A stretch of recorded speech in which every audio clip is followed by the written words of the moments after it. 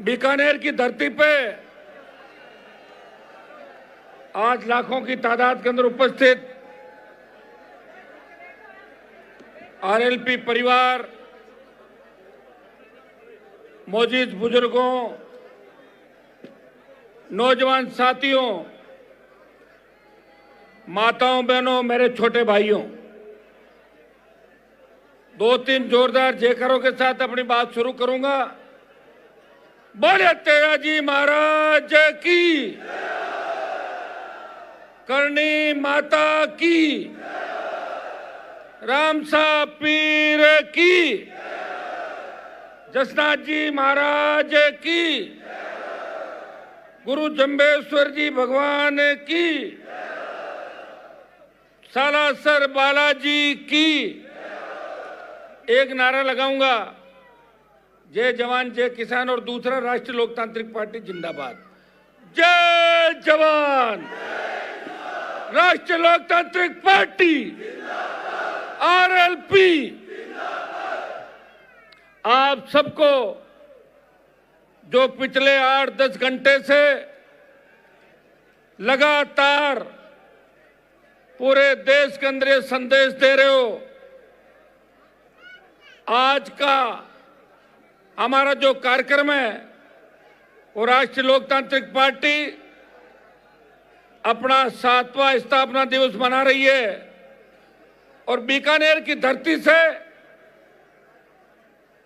जहां मैं चूरू, हनुमानगढ़, गंगानगर और बीकानेर के अंदर प्रेस के माध्यम से आपको आमंत्रित करने के लिए गया था, और भाइयों, मेरे आमंत्रण मात्र से आप लाखों की तादाद के अंदर ये आके आपने संदेश दे दिया कि हनुमान जी, अब आपको गांव-गांव, गली-गली जाने की आवश्यकता नहीं, आप आह्वान करें, पूरा राजस्थान आपके साथ खड़ा है।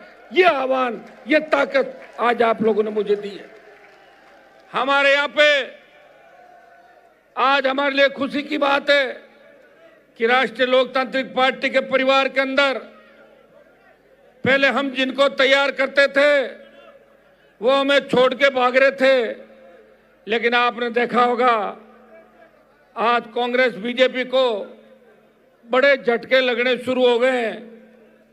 कांग्रेस के कद्दावर नेता मेरे भाई दिलीप जी चौधरी, जो लगातार 98 से लेकर जब मैंने शुरू की राजनीति, उस समय से जैतान सीट से संघर्ष कर रहे थे, सरकार के पूर्व मंत्री रहे, और मेरा हमेशा अच्छा संबंध इनसे रहा। मैं कहता था, दिलीप जी अकेला कब तक लड़ूंगा, हर जिले में एक एक व्यक्ति तैयार करो, अपना पूरा जीवन निकल जाता है इन पार्टियों के अंदर। कौन पूछता है, अगर एमएलए एमपी बन भी जाते हो तो अपना नंबर वहां आता ही नहीं जहां से सिस्टम चलता है। आज कांग्रेस के कितने नेताओं को राहुल प्रियंका जानते होंगे, और आज बीजेपी के कितने नेताओं को अमित शाह मोदी जानते होंगे? नहीं जानते ना, तो फिर समय खराब करने से फायदा नहीं। अपने लोग तकलीफ में, इनकी मदद करो और आप लोग आओ।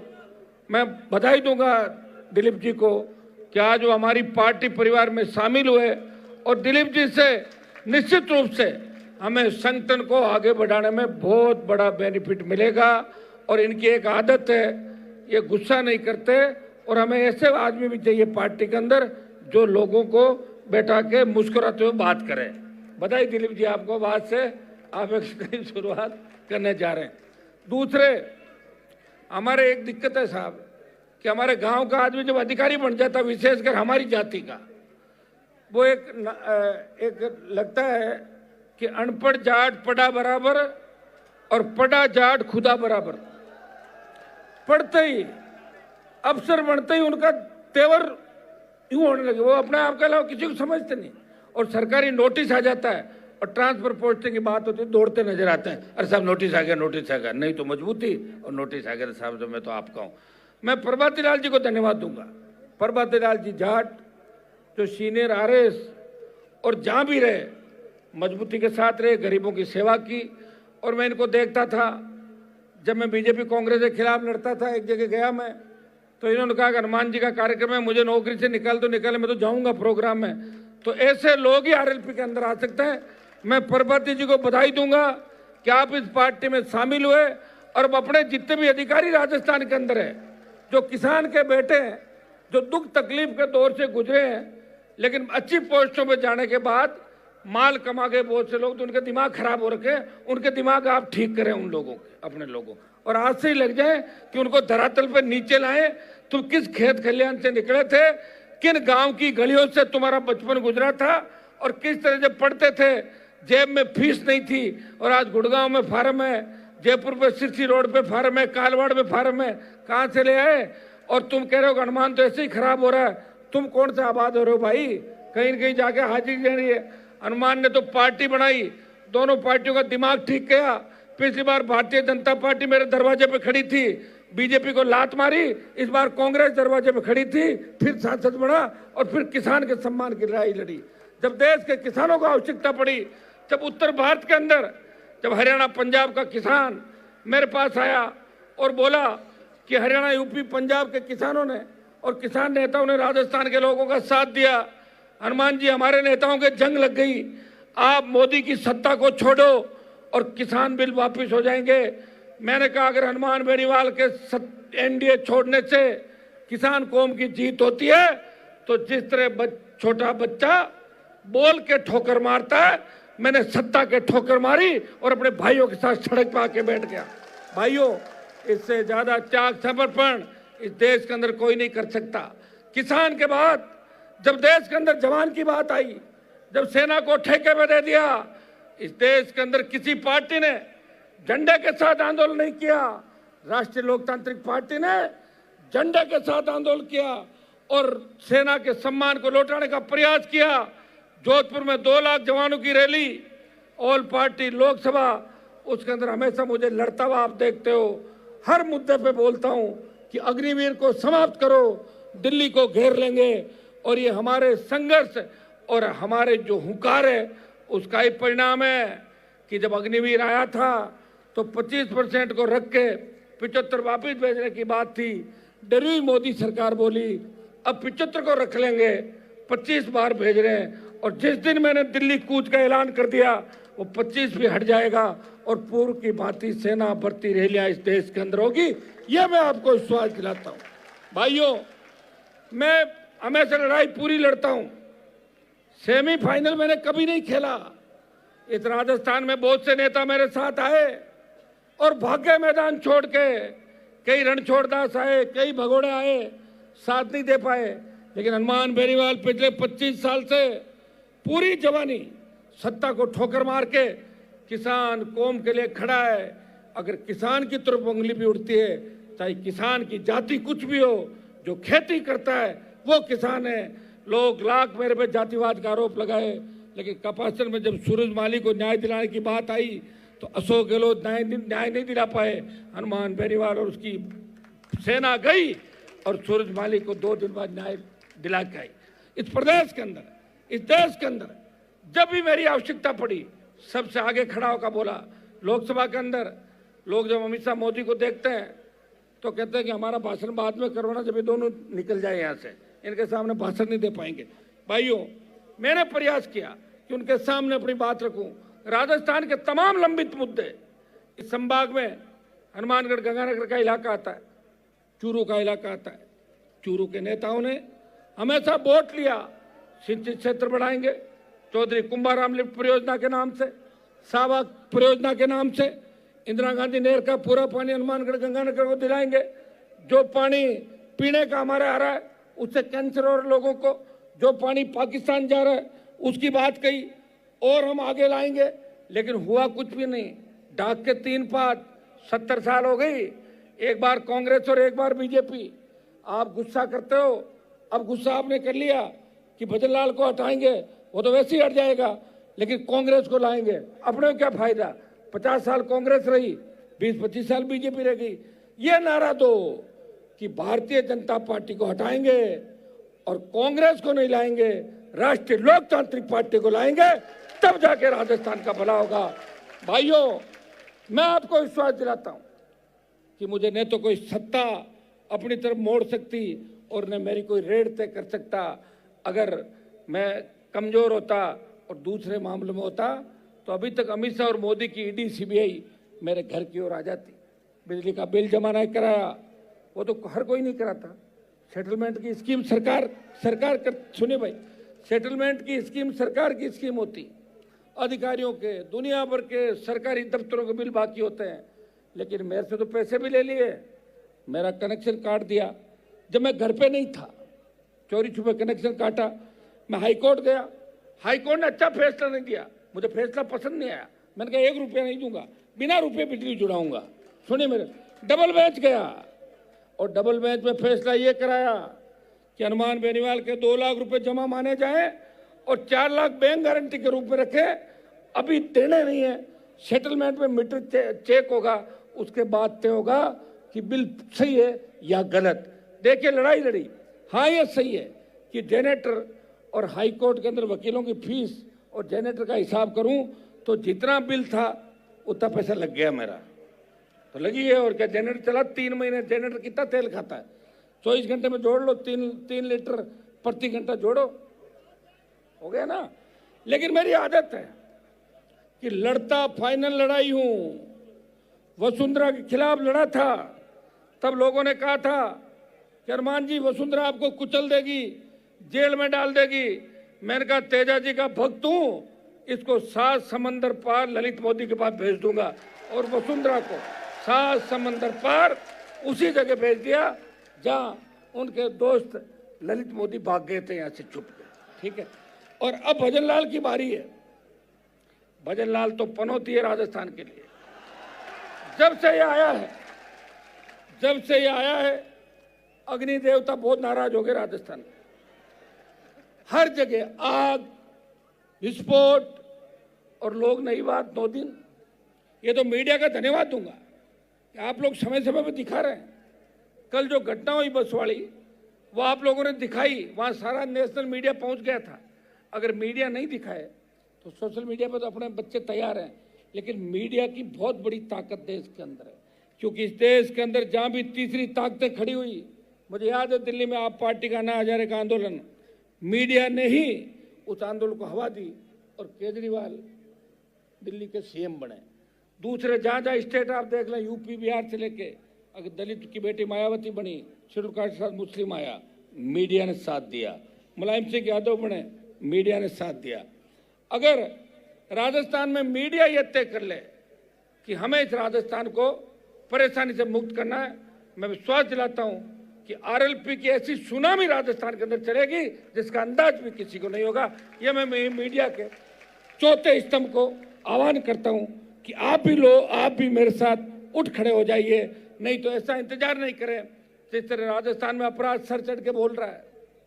व्यापारी सुरक्षित नहीं में गया हनुमानगढ़ गंगानगर के अंदर, बोला 50 लाख की फिरौती कल मांगी, 1 करोड़ की मांगी।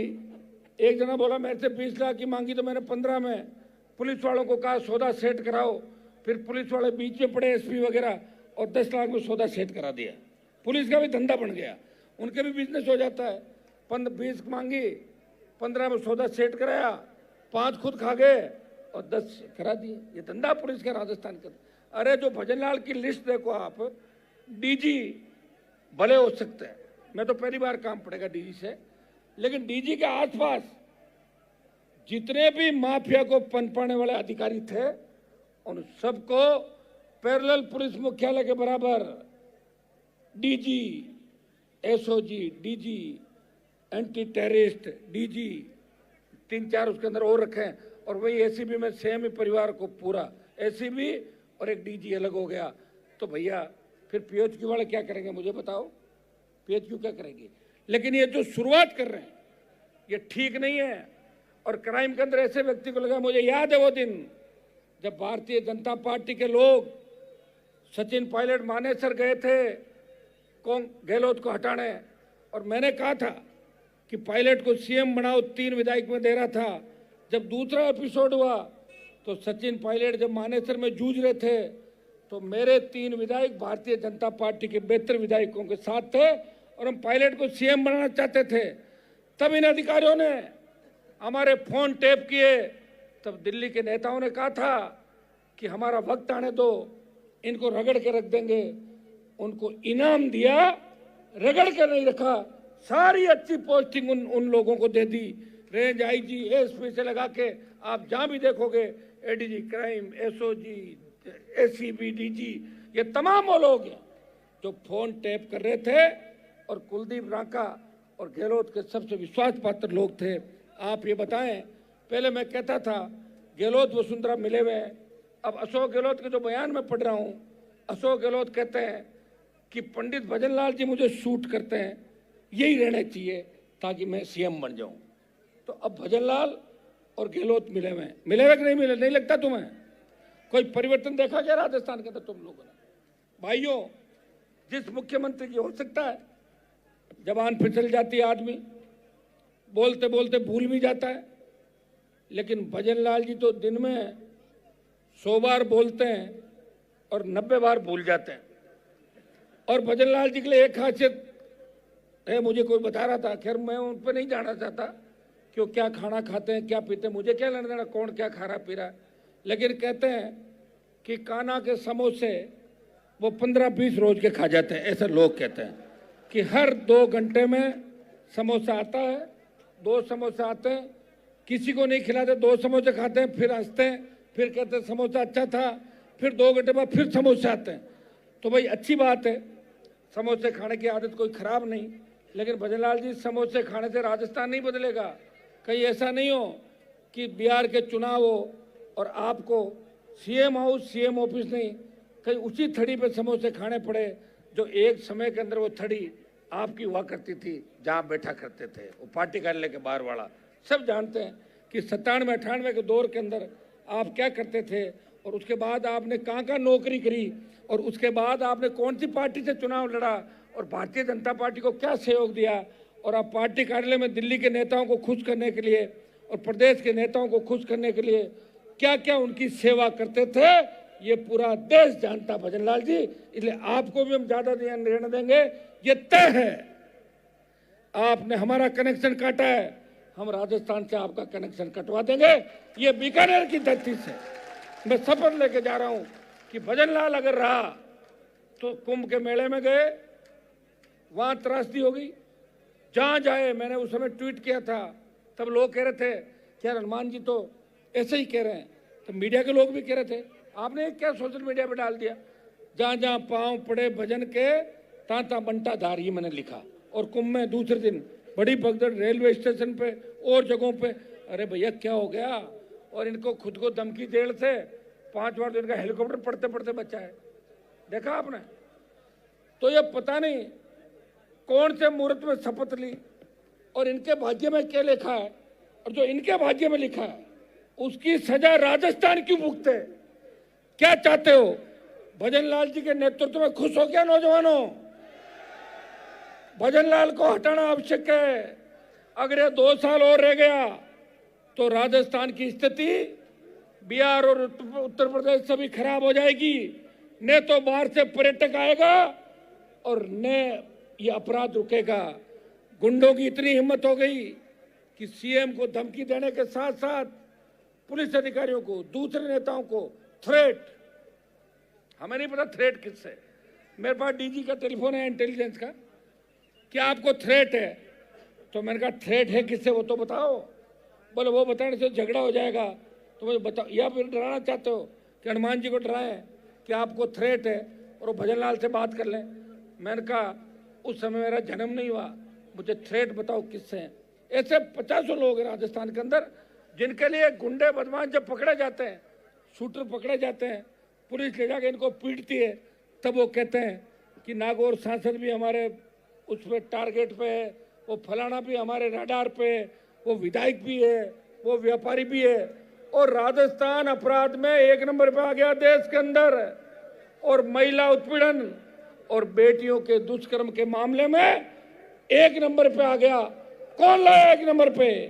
मेरी सरकार नहीं थी, मैं विपक्ष में हूं, जहां भी बुलाते हो जाता हूं। और मैं एक कौम की बात नहीं करता, 36 कौम की बात करता हूं।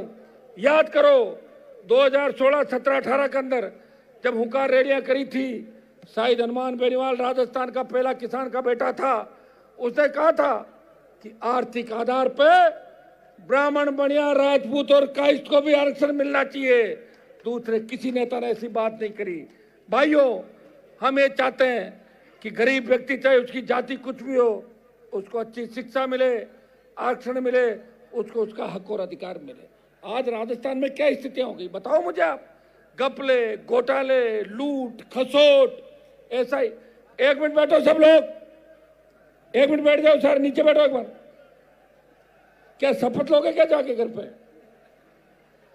भाइयों, आरपीएससी और एसआई भर्ती, इस पर ही आ जाओ। बीजेपी ने कहा हमारी सरकार आई पेपर लीक माफिया को पाताल से निकाल लेंगे, यह प्रधानमंत्री ने कहा, अमित शाह ने कहा, जेपी नड्डा ने कहा, लेकिन बदल गए सारे सारे। और 127 दिन जो सड़क पर बैठ कर लड़ रहा था, जिसने जयपुर में 2 लाख जवानों की रैली करके संदेश दिया आ रहा हूं दिल्ली की तरफ, और 127 दिन बाद राजस्थान उच्च न्यायालय का फैसला हमारे पक्ष में आया और फर्जी थानेदारों की भर्ती रद्द हो गई और आरपीएससी पुनर्गठन के आदेश हो गए। तब भजनलाल ने कहा, इनके मंत्रियों ने कहा कि क्रेडिट हनुमान बेनीवाल ले जा रहा है, तो मंत्री आए मैं से लड़ने लग गए, बोले हमने रद्द कराई और हम अब इसकी अपील नहीं करेंगे, भर्ती को रद्द मान लिया जाए। भजनलाल ने भर्ती रद्द कराई, हमने एसआईटी बनाई, एसओजी को दी। और जब सुप्रीम कोर्ट के अंदर बच्चे डीबी ने यह कहा कि भर्ती रद्द नहीं होनी चाहिए, तो बच्चे सुप्रीम कोर्ट गए और सुप्रीम कोर्ट के अंदर भजनलाल सरकार जाके बोली साहब भर्ती रद्द होनी चाहिए। आप बताइए कितना बड़ा दोगलापन, कथनी और करनी के अंदर इतना अंतर। ये राजस्थान राम भरोसे, मैं पहले वसुंधरा के राज को पोपाबाई का राज कहता था, लेकिन मुझे लगता है वो 98% पोपाबाई का राज था। ये असली पोपाबाई का राज इस भजनलाल का राज पोपाबाई का राज है। पोपाबाई के राज के अंदर क्या था? पोपाबाई का राज लोगों को पूछो, पोपाबाई के राज में ये था, पोपाबाई दारू पी के सो जाती थी 8-7 बजे और लोग रुलते रहते थे राजस्थान। भजनलाल शराब तो नहीं पीता होगा, वो तो कमी वसुंधरा जी ने पूरी कर ली थी। 8 PM नो सीएम का नारा हमने दिया था, लेकिन ये समोसे खा के 10 बार समोसे खाता नींद आ जाती है। 7 बजे टारगेट और रडार पे समोसा, इनके रडार पे समोसा और कुछ भी नहीं राजस्थान के अंदर। तो भाइयों, ऐसे व्यक्ति से राजस्थान की सुरक्षा की अपेक्षा नहीं की जा सकती। आपको उठ खड़ा होना होगा। बीकानेर के अंदर पार्टी का स्थापना दिवस है और हम कोई जन आंदोलन नहीं कर रहे हैं, लेकिन अगली रैली मेवाड़ की धरती पे होगी। उस रैली में लाखों लोग इस मेवाड़ को मजबूती देने के लिए, वहां माफिया, खनिज माफिया, रेत माफिया और वो जो बाहर की कंपनियां आई है, लोगों को रोजगार नहीं दे रही है, और वहां के नेता उनके मुनीम बन गए। मेवाड़ की धरती से ऐसा जलजला उठेगा कि कांग्रेस और भारतीय जनता पार्टी के नेताओं के पसीने आ जाएंगे, उनके छक्के छुड़ा देंगे राजस्थान के नौजवान। भाइयों, जिधर नौजवान चलता है उधर जमाना चलता है। राजस्थान के नौजवानों ने ठान लिया कि हनुमान बेनीवाल के साथ चलना है, जिसने 25 साल अपने जिंदगी के हमारे लिए खत्म किए। जो चाहता तो बार बार मंत्री बनता, जो चाहता तो सुख सुविधाएं भोग सकता था, लेकिन वो ये चाहता है कि दलित की बेटियां एमएलए बने, एमपी बने, चेयरमैन बने, प्रधान बने, और गुड्डी मेघवाल जैसी बेटी जो नरेगा में मजदूरी करती थी। हमारे 5 जीते थे चामू में, 5 बीजेपी के थे, 5 कांग्रेस के, 15 थे पूरे। बीजेपी के लोगों को मेरी जरूरत थी। मैंने कहा बावड़ी और चामू में मुझे आदमी दो, मैं तुम्हें बिलाड़ा और दूसरी जगह आदमी देता हूँ। समझौता हो गया, गुड्डी प्रधान बन गई नरेगा में। मैं तो गुड्डी को बहुत आगे ले जाना चाहता हूँ, लेकिन वो चामू का शेरगढ़ का इलाका आप जानते हो कैसा इलाका है, वहाँ तो अब जाके थोड़ी आज़ादी लोगों को मिली है। पहले तो ढंग के जूते भी नहीं पहनने देते थे, पैरों के अंदर पकड़ लेते थे, कहाँ से लाया जूता बता, ये स्थिति थी। ठीक किया मैंने राजस्थान के अंदर हर वर्ग, हर जाति के लिए काम किया और व्यवस्था को ठीक करने का प्रयास किया। पहले हेड कांस्टेबल ज्ञापन लेने नहीं आते थे, कमिश्नर डीजी जब चाहे बुलाए, जब चाहे आईजी बुलाए, और कभी भी बड़े से बड़े कार्यक्रम के अंदर लॉ एंड ऑर्डर बिगाड़ने का प्रयास नहीं किया। ये मैं नहीं चाहता कि थोड़ी लोकप्रियता के लिए मैं कूद जाऊं। मुझे एक बीजेपी का आंदोलन याद है जहाँ राजेंद्र राठौड़, सतीश पूनिया ये लोग थे और ये कह रहे थे कैमरा वालों को कि हमारी फोटो खींचो, फोटो खींचो। हम बैरिकेड पे हैं। अरे देखो तो देखो, हमें पकड़ लिया, मैं जाली में हूँ, बोले साहब दिख नहीं रहे हो। अरे नजदीक से देखो, मैं ही तू, मेरी जल्दी खींचो, अखबार में देनी फोटो, नहीं तो लोग कहेंगे कि राठौड़ साहब और पूनिया जी जेल में नहीं गए। तो हम फोटो छपनी चाहिए, क्योंकि लोगों की आदत है 5 साल बाद आप भूल जाते हो बात को। नई बात 9 दिन, ये जो जैसलमेर बस दुकान टिका हुई, भूल गए आप लोग। उससे पहले जो बुंगरा की हुई, अब हो गई, इसको भूलोगे। देखो यार, वो गई पुरानी। और लड़ते भी किसके लिए हो? मुआवजा दो, मुआवजा दो। लड़ाई लड़ते हो, 3 दिन में थक जाते हो। साहब थक गए, बॉडी ले जा रहे हैं, अब फिर भी लड़ रहे हैं आपके लिए, समझ गए आप। अभी कुचामन के अंदर तो रमेश रुलाने का मामला हुआ, मंत्री थाने पे बैठ गए, जाके हॉस्पिटल में बैठ गए। हनुमान जी कांड से पहले सेटलमेंट करो। भजनलाल कह रहा है कि हनुमान वहां नहीं आना चाहिए। कि राजस्थान भजनलाल का क्या पूरा, ये सड़कें उसकी थोड़ी है। भजनलाल जब नहीं था तभी मैं ऐसे ही घूम रहा था, और गहलोत के बेटे को हरा के उसको भी ठीक किया, वसुंधरा को भी ठीक किया, और भजनलाल को भी मैं ही ठीक करूंगा राजस्थान के अंदर। ये अच्छी तरह आपको संदेश देना चाहता हूं। कमर कस लो, तैयार हो जाओ। आवश्यकता पड़ी राजधानी में घुस जाएंगे, सचिवालय में घुस जाएंगे, लेकिन इस तरह किसान जवान को बर्बाद होते हुए नहीं देख सकते। तैयार हो, दिल्ली भी चलना पड़ सकता है। अग्निवीर का 25% हिसाब किताब बाकी है। अमित शाह, मोदी डर तो गए, लेकिन अभी पूरा अग्निवीर समाप्त नहीं किया। तो भाइयों, ये तैयारी भी आप कर लो।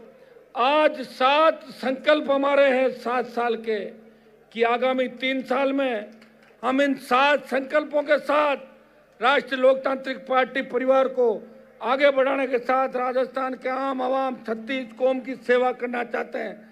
वो 7 संकल्प मैं आपको पढ़ के सुनाऊंगा। भाइयों, आरएलपी का जब गठन हुआ तब जय जवान जय किसान के नारे के साथ गठन हुआ था। मैंने कहा था जब भी आवश्यकता पड़ेगी सत्ता छोड़ के सड़क पर आ जाऊंगा। जब देश की पहलवान बेटे तकलीफ में थी, मुझे दिल्ली में चुनाव नहीं लड़ना था, हरियाणा में चुनाव नहीं लड़ना था, लेकिन जब बेटियों ने कहा कि हमारे कोई भाई नहीं है क्या, कोई नहीं आ रहा है, मैंने कहा आपका भाई राजस्थान की धरती से आएगा और उस बाहुबली का इलाज करेगा। गया, और बाहुबली को लोकसभा में आने का मौका नहीं मिला। हो सकता है उनका बेटा आ गया होगा, उनको फ्री कर दिया। अब रील बनाओ दूसरी गाड़ियों के सामने जाके। भाइयों, जो भी काम हाथ में लिया, प्रयास यही किया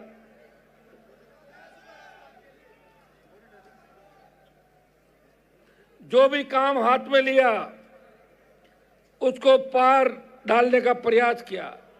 जब केरली के अंदर दीपाराम जी बैठे, केरली वाले सरपंच साहब, जब केरली में हमारी 3 बच्चियां होद में गिर गई थी, मैं 3-4 दिन तक बीकानेर के अंदर आंदोलन कर रहा था। सरकार के साथ वार्ता हुई। अगर उस दिन सरकार चेत जाती और राजस्थान के सारे स्कूलों के भवन चेक करती, तो झालावाड़ के अंदर इस तरह 7 बच्चे मौत के मुंह में नहीं जाते, जिनमें 6 ट्राइबल के थे, 1 ओबीसी का बच्चा था। शर्म आनी चाहिए सरकार को। पूर्व मुख्यमंत्री वसुंधरा वहां से आती है, और वो कोटा का इलाका जहां से हमारा अध्यक्ष जी भी है लोकसभा के, और सबसे ज्यादा कोटा अंचल ने बीजेपी को सपोर्ट किया। भारतीय जनता पार्टी की अगर ताकत है वो कोटा डिवीजन और मेवाड़ है। बाकी तो लोग डेपुटेशन में जाते हैं, एक बार इधर आते हैं और एक बार उधर आते हैं। लेकिन झालावाड़ के उन बच्चों को न्याय नहीं मिला। लोकसभा में भी उस बात को उठाया तो कांग्रेस के 8 सांसदों ने बात नहीं उठाई। हनुमान बेनीवाल ने डूंगरपुर बांसवाड़ा के सांसद और नगीना के सांसद को साथ लेके बेल में घुसा, नारेबाजी की, लोकसभा को स्थगित कराया और मोदी को संदेश दिया उन बच्चों के परिवारों को न्याय मिलना चाहिए। भाइयों, अगर आप अपने अधिकारों के लिए नहीं लड़ोगे, कौन लड़ेगा बताओ मुझे। हर गांव में चले जाओ, आपकी एलटी लाइन, 11 केवी की लाइन, सारे तार नीचे, कभी भी हादसा हो सकता है। बारातें निकलती है, हमें घोड़ी पर बैठा कर आप जुलूस निकाल तो डर लगता है कि जल्दी चलो, कोई तार छू लेगा, पड़ जाएगा। जिस तरह के भवन, जिस तरह के कार्यालय, जिस तरह के हालात, या आपके प्रदेश के अंदर बताओ खाद की कितनी बड़ी किल्लत रही। मैं कृषि मंत्री जी को पूछना चाहता हूं, बड़े छापे मारे आपने बीकानेर, हनुमानगढ़, गंगानगर के अंदर, कितने लोगों को जेल में डाल दिया। बताओ, आपके चक्कर में लोग ये समझ नहीं पाए नकली खाद कौन सा, असली खाद कौन सा। किसानों ने खाद ही नहीं डाला। और अब एमएसपी खरीद की क्या स्थिति है, बंद कर दिया आपने, नहीं खरीद रहे हो। 25 क्विंटल का राइडर हटा के 40 क्विंटल किया। न मूंग खरीद रहे हो, न मूंगफली खरीद रहे हो। मूंगफली खरीद का बड़ा घोटाला इस बीकानेर जिले के अंदर हुआ। खेत का मालिक कोई, टोकन कहीं का, और पैसा कहीं जा रहा मूंगफली खरीद के अंदर। करोड़ों अरबों रुपए का घोटाला हुआ। फसल बीमा जो हम करवाते हैं, प्रीमियम ले लेती है कंपनियां और वापस क्लेम नहीं देती। क्लेम के लिए किसान को सड़कों पर बैठना पड़ता है। और जिस तरह हमारे नेता बड़ी कंपनियों के मुनीम बन गए, हमारी जमीनें जा रही है, कई एक्सप्रेसवे निकल रहा है, कई रेलवे लाइन निकल रही है, कई सोलर प्लांट आ रहे हैं, खेजड़ियां काटी जा रही है, पर्यावरण का सत्यानाश हो रहा है। एमएलए एमपी 2 दिन बोलते हैं और तीसरे दिन उन कंपनी वालों के साथ मिलके और कोई गाड़ी खरीद लेते हैं या गाड़ी गिफ्ट ले लेते हैं। ये हालात राजस्थान के है। भाइयों, अभी समय, उठ खड़े हो जाओ। दिल्ली के अंदर जब यूपी बिहार के सांसद मुझसे पूछते हैं, हनुमान जी हमारे यहाँ तो फर्जी डिग्री बंद हो गई, आपको वहाँ डिग्रियाँ मिल रही है, हमारा एक बच्चा पास नहीं हो रहा है, उसको डिग्री दिला दो या नौकरी दिला दो। कितना बड़ा अपमान राजस्थान का हो रहा है। कौन इस राजस्थान के अपमान का बदला लेगा? कौन इस राजस्थान के माथे पे जो महिला उत्पीड़न अपराध का कलंक लगा है, कौन इसका बदला लेगा? मुझे लग रहा है लोगों का खून पानी हो गया, नेताओं का खून पानी हो गया। सिवाय एमएलए, मंत्री और सेठों की गुलामी और कंपनियों में कारोबार, आपकी जमीनें चली जाएगी। पंजाब में डीएलसी और राजस्थान के अंदर डीएलसी का कितना अंतर है। भारतमाला बना दी आपने, हाई बॉर्डर की रोडें निकाल दी, हमें कोई फायदा नहीं हुआ। हमारी जमीनें चली गई, बर्बाद हो गए, लोगों को लाख रुपए बीघा के भी नहीं मिले। कौन सुनवाई करेगा? मैं आपको विश्वास दिलाता हूं कि हनुमान बेनीवाल अंतिम दम तक, जहां इस राजस्थान के किसान जवान का पसीना बहेगा, वहां खून दे के भी उसके पसीने की कीमत चुकाएगा। यह मैं विश्वास आपको दिलाता हूं। भाइयों, मैं धन्यवाद दूंगा मेरे दोनों पूर्व विधायक, खींवसर के पूर्व विधायक छोटे भाई नारायण, मेड़ता की पूर्व विधायक इंदिरा बावरी, जो तीनों विधानसभा के अंदर भोपालगढ़ वाले चले गए थे, तीनों विधानसभा में लड़ते थे, अभी पूरी ताकत के साथ लड़े हुए। हमारे प्रधान बावड़ी के भाई राजू राम, गुड्डी देवी और सरवण, जो नागौर के हमारे प्रधान है, सरवण मेघवाल, इनका भाषण रह गया था, अगली रैली में करवा देंगे। रैली ही करनी है अपने को 3 साल। और उप प्रधान संपत बिलाड़ा से, राम सिंह बागड़िया खींवसर से, खड़ा हो भाई राम सिंह की तो फाइटिंग करते हुए फोटो आई होगी, देखा आपने? हाँ, ये अच्छा फाइटर है राम सिंह। और लक्ष्मण जी हो गए हमारे उप प्रधान चामू से। और सुभाष कंदोई हमारी म्यूनसिपलिटी का चेयरमैन है राजस्थान में एकमात्र। भाइयों, दिलीप जी आ गए, प्रभाती लाल जी आ गए, बहुत से सरपंचों ने, सीताराम जी नाइक हमारे बैठे, देखिए पूरी अनिल बारू ये टीम बैठी है, शेड्यूल कास्ट की, शेड्यूल ट्राइब की। ये नेम सिंह जी हमारे आगरा से राष्ट्रीय सचिव है पार्टी के। अभी लेट हो रहे थे, अंधेरा हो रहा है, आप भी परेशान हो रहे हो, मन ही मन सोच रहे हो कब माइक छोड़ें, कब घर जाएं। आप इस तरह मत करो। आप ये सोचो कि हनुमान जी जब तक घर नहीं पहुंचे तब तक आराम से हम घर जा सकते हैं। और मैं जब पूरी रातें मैंने मेरी 25 साल बिताए, वो बच्चों ने बात करी, आपसे देखा बच्चों का। तो भाइयों, इतना ही विश्वास आपको दिलाता हूं, मिलके लड़ेंगे, जीत हासिल करेंगे। पंचायत चुनाव लड़ने के नहीं लड़ने हैं। हनुमानगढ़ से कितने लोग आए? हनुमानगढ़ जिले से आवाज करो देखे एक बार, थोड़ी सी कम है आवाज। गंगानगर से, वो तो सेम ही बोल रहे हो, वहीं से उसी कोण उधर से आ रही हो। चूरू जिले से बताओ, एक मिनट रुको। और बीकानेर, तो बीकानेर आ गया 80% तो अकेला। और नागौर, वो तो ओ इसलिए कर रहे हो ना, मैं नागौर का हूं इसलिए ओ, ठीक है। और जोधपुर, सही सही करो, जो झूठ मत करो। बाड़मेर वाले पहुंच जाते हैं, वो तेल निकल गया ना बाड़मेर में, सब उद्योगपति हो गए तेल निकलने से। अब आप देखिए भगवान की कृपा राजस्थान में कितनी होगी। नेता चाहे बेईमानी करे लेकिन ईश्वर हमारे पे राजी है। नागौर में लिथियम के भंडार निकल गए, बहुत बड़ी तादाद में लिथियम आ रहा है नागौर के अंदर, टंगस्टन के साथ लिथियम। बांसवाड़ा में सोना निकल रहा है, कहीं तांबा आ रहा है, granite, marble, tungsten, gypsum, China clay. ये जिप्सम बीकानेर का सारा अवैध खोद दिया नेताओं ने। लेकिन मैं आपको विश्वास दिलाता हूं, सूद सही हिसाब किताब करेंगे, आपका आने वाला समय आपका होगा। इस अवसर पर स्वर्गीय रामेश्वर जी डूडी मेरे बड़े भाई की तरह थे, उनकी कमी आज खल रही है बीकानेर पूरे डिवीजन के अंदर।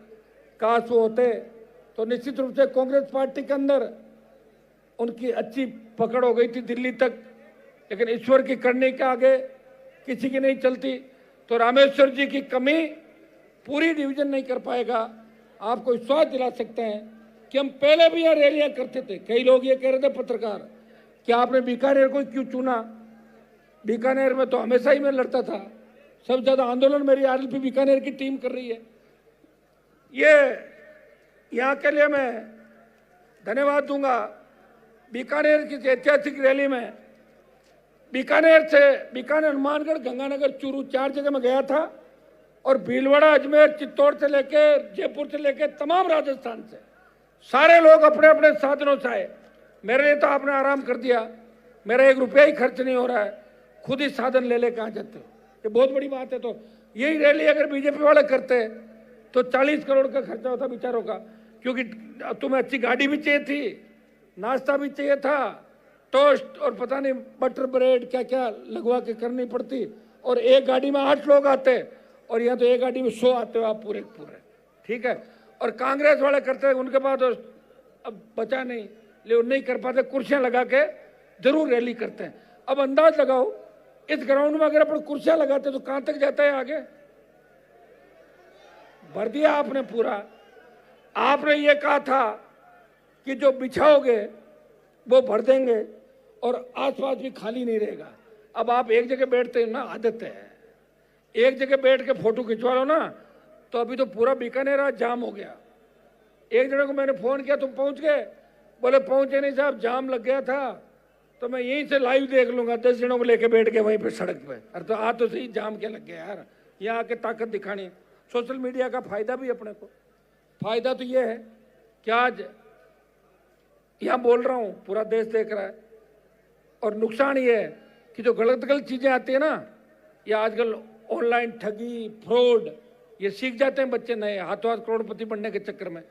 तो मैं एक नौजवानों को संदेश ये भी दूंगा कि नशे की प्रवृत्ति से दूर रहते हुए हमें आने वाली पीढ़ी को बचाना है और राजस्थान का सम्मान बढ़ाना है। मैं बीकानेर के इस ऐतिहासिक कार्यक्रम के अंदर मेरी पूरी पार्टी परिवार की टीम को, जितने भी पार्टी परिवार के सदस्य, पूर्व पदाधिकारी, विधानसभा चुनाव लड़े सारे प्रत्याशी, उन सबको तो धन्यवाद दूंगा ही दूंगा। यहाँ बीकानेर के अंदर जिनने सबसे ज्यादा मेहनत करी, सरपंच साहब प्रभु जी गोदारा, जिलाध्यक्ष दानाराम जी घिताला, छोटे भाई विजयपाल बेनीवाल, विवेक मात्रा, तुलसीराम डूडी, रामनिवास बेनीवाल और सारी टीम। और मेरे नाम नहीं लेने से कोई नाराज हो तो अगली रैली में पर्चे पे लिख देना कि बीकानेर में 4 नाम छूट गए तो अगली में ले लूंगा, बीकानेर मेहनत करती, ठीक है ना। मैं इन बच्चों को, उमानसी जो चुनाव लड़ी दिल्ली यूनिवर्सिटी से, इसकी बहन दीवानसी, ये लोग आज बच्चे आए पार्टी ज्वाइन करने के लिए, और इनको खुशी इस बात की कि राजस्थान के बच्चों ने इनको बहुत सपोर्ट किया। आजकल दिल्ली यूनिवर्सिटी में राजस्थान के बच्चे बहुत आगे, अब राजस्थान बहुत आगे चल रहा है भाई। और अब आप कहोगे इतने कब आ गए, मैं ये नहीं कह रहा हूँ मेरे जाने से आगे, लेकिन 2019 में जब मैं एमपी बना, 2019 से लेकर 2025 6 साल के अंदर सबसे ज्यादा राजस्थान के बच्चे दिल्ली विश्वविद्यालय और जवाहरलाल नेहरू यूनिवर्सिटी के अंदर पढ़ रहे हैं। चूरू के 2 किसान के बेटे डीयू में कॉलेजों का अध्यक्ष भी बने हैं, 2 बच्चे मेरे साथ, आप देखते तो उनकी फोटो। मैं धन्यवाद दूंगा ओंकार जी का, इनकी पूरी टीम का। चुनाव लड़ी अभी लेटेस्ट हमारे कनिका बेनीवाल का और दिया आशुतोष का, ये हमेशा आरएलपी के लिए स्टार प्रचारक के रूप में करते हैं, तो इनके सबके भाषण सुने। चूंकि एक अगली जब रैली हो तो अपने को तय ये करना है, सब लोग जिद करते हो जब हनुमान जी आएंगे जब ही भाषण देंगे, तो ये तो गलत बात है ना। और तुम आते भी उसी हिसाब से हो। जब मैं आया तब मैदान पूरा भरा, कोशिश मैंने की कि 20-25 लोग बुला दिया आने के बाद, लेकिन ऐसे होता नहीं। इसलिए अब आइंदा से अपन ध्यान रखें। प्रेस के लोग भी परेशान हो जाते हैं कि सुबह से आके बैठे हैं, पूरा दिन हो गया। मेरी भी मजबूरी होती है जब तक आप नहीं बोलते, मुझे लगता है उस जिले से नहीं बोला। अभी झुंझुनू जिले की टीम कह रही थी और भी कुछ लोग कह रहे थे कि हमें भाषण देना है, तो मैं आपको आश्वस्त करता हूँ शेखावाटी फौजी साहब अगले में बोल देंगे। रैली है, आप चिंता मत करो। आप पहले 15-15 मिनट खींच लेना अगला आप, है ना। और यहाँ खड़े हो जाओ, आ जाओ मेरे पास, आ जाओ, आओ फौजी साहब आ जाओ, तो एक बार आ जाओ भाई विकास जी आओ यहाँ। ये राजेंद्र फौजी हमारे जिलाध्यक्ष झुंझुनू के, मनदीप ने नया ज्वाइन किया है, विकास गिल है, डॉक्टर रामेश्वर जी जाखड़, इनके रीडी वाले, इनके भाषण अगली रैली में आपके करेंगे, आप चिंता नहीं करें। आज के लेट हो रहे हैं, अंधेरा हो रहा है और मीडिया वाले नाराज हो रहे हैं, इसलिए आपको धन्यवाद कि आपने इतना कोऑपरेट किया। और कई लोगों को बुलाने की मेरी इच्छा थी, समय की कमी की वजह से, और मैं आगामी टाइम में ये भी करूंगा, एक बार राजस्थान में नया प्रयोग करूंगा कि एक रात की रैली करें। सुने मेरी बात, एक सुनो, क्योंकि रात के क्रिकेट मैच होते हैं कि नहीं होते हैं, तो जाते हैं लोग रात को देखने। तो अब मॉडर्न राजस्थान, नया राजस्थान, लेकिन रात की रैली में एक शर्त होगी कि तेज वाहन नहीं चलाओगे और रात को 8 बजे बाद वाला कार्यक्रम नहीं करोगे, समझ गए? क्या करोगे? नहीं करना, नहीं करते हो, मुझे पता नहीं करते हो। अब मैं 7 संकल्प है मेरे, जो मैं पढ़ के आपको सुनाता हूं कि 7 साल के अंदर आरएलपी परिवार ने क्या खोया, क्या पाया। खोया तो हमने ये कि 3 विधायक एक सांसद में से 3 से 23 में एक रहे। जब किसानों के लिए सत्ता छोड़ी फिर भी समझ नहीं आई, 1 लाख वोट बढ़ा, 5 प्रधान, 1 म्युनिसिपलिटी का चेयरमैन, 3 से 0 पे आ गए। ये तो हमने खोया, लेकिन पाया ये कि देश में सबसे ज्यादा नौजवानों का प्यार मुझे मिला, ये पाया देश के अंदर। हमारा पहला संकल्प है, रुके भाई, अन्नदाता किसानों की उन्नति और आत्मनिर्भर कृषि तथा कर्ज माफी का संकल्प। किसान की मेहनत का उचित मूल्य और सुरक्षा सुनिश्चित करना, फसल बीमा, एमएसपी, सिंचाई, बिजली, खाद खरीद व्यवस्था, पारदर्शिता, किसान को सरकारी दयानी अधिकार मिले और किसान का संपूर्ण कर्जा माफ हो। यह पहला संकल्प हमारा 3 साल, इसी के लिए लड़ेंगे सड़क पे। दूसरा संकल्प, युवाओं को अवसर और रोजगार का संकल्प।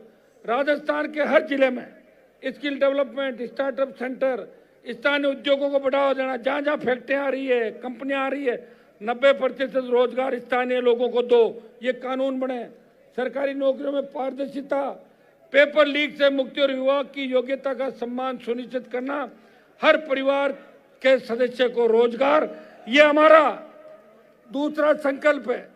तीसरा संकल्प, शिक्षा और स्वास्थ्य सुधार का संकल्प।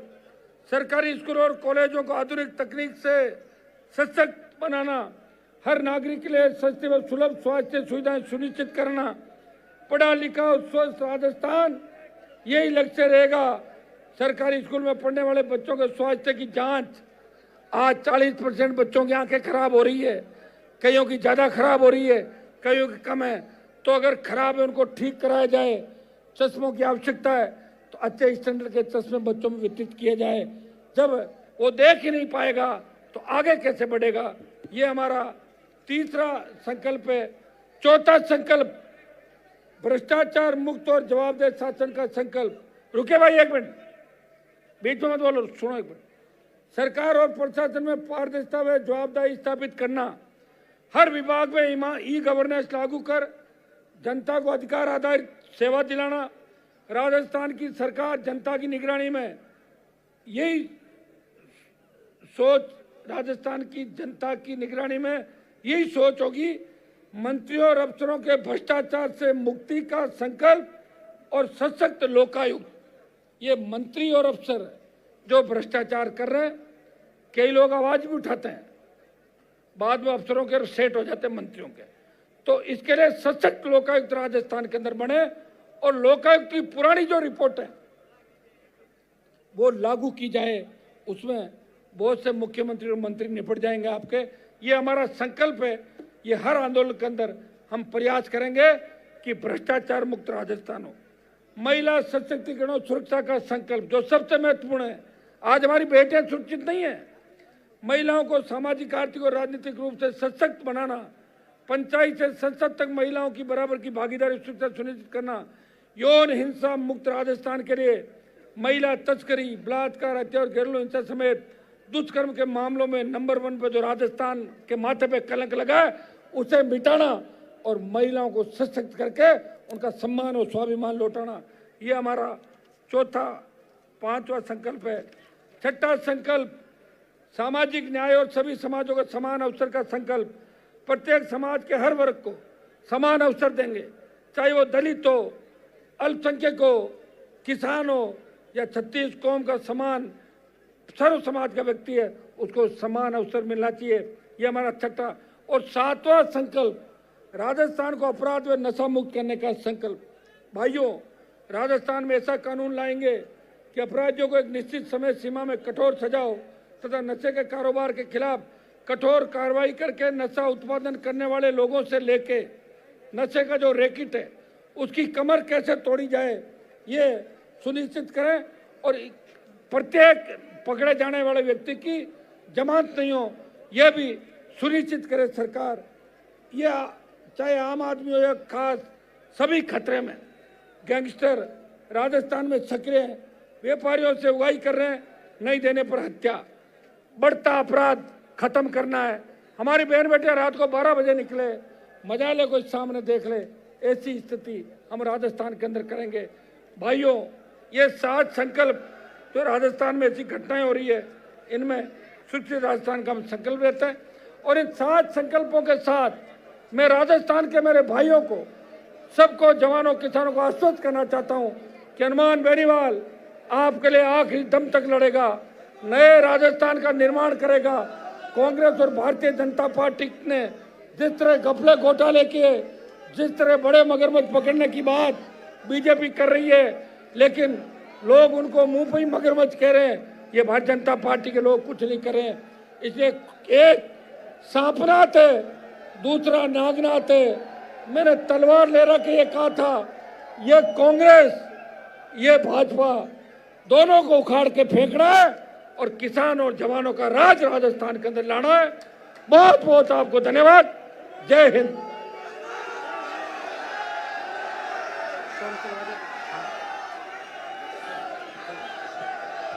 बहुत बहुत धन्यवाद नेताजी का। आप अपनी जगह बने रहे। एक बार अपने सभी मोबाइल की फ्लैश लाइट ऑन कर लें और लहरा करके नेताजी को दिखाएं कि दिवाली आज बीकानेर में मन रही है। सभी की फ्लैश लाइट ऊपर हो। सूरज की पहली किरण के साथ शुरू हुआ और इस रात के अंधेरे में आप गाना चला दें। जवानों के वास्ते ये 25 साल तक नहीं सोया। सॉन्ग चला दें। 25 साल से ना सोयो मारो नेता बेनीवाल। 25 साल से ना सोयो मारो नेता बेनीवाल। 25 साल से ना सोयो मारो नेता बेनीवाल।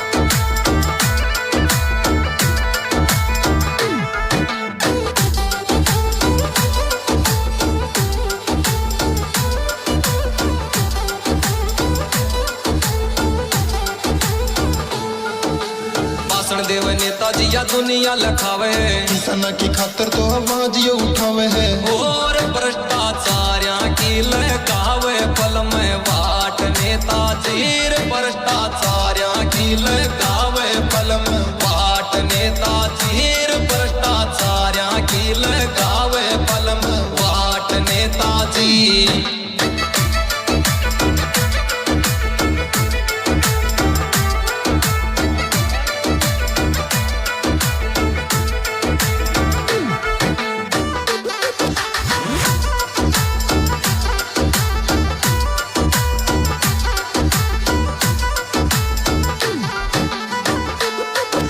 नेता नहीं बेटा है गरीब किसान का बच्चा बच्चा फैन हनुमान बेनीवाल का और 700 सेवक थे जनता को बेनीवाल जी मारो 700 सेवक थे जनता को बेनीवाल जी मारो 700 सेवक थे जनता को बेनीवाल जी मारो।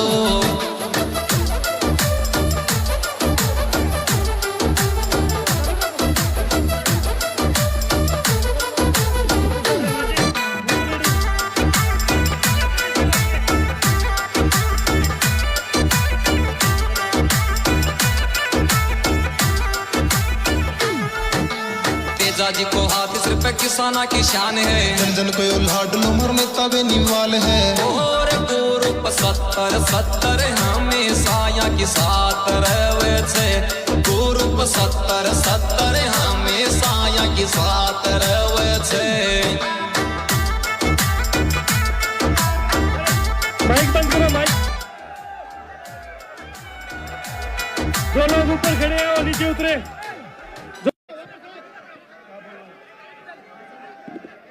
हेलो हेलो, सभी साथियों से निवेदन रहेगा अब मंच खाली करने का कष्ट करें।